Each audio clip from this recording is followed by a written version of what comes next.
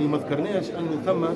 يعني الجمعيه العموميه الجلسه العامه لجمعيه اللجان الوطنيه الاولمبيه الافريقيه اللي باش تنظم اليوم 29 في الحمامات، وباش يكونوا حاضرين فيها 54 رئيس لجنه اولمبيه و54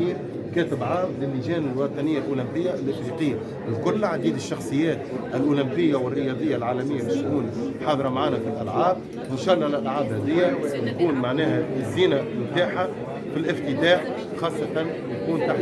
بإذن الله يكون بحضور وإشراف سيادة رئيس الجمهورية قيس سعيد، يعني الداعم الأول لهذه الألعاب الإفريقية والاحتضان تونس لكل شباب إفريقيا الرياضي والأولمبي.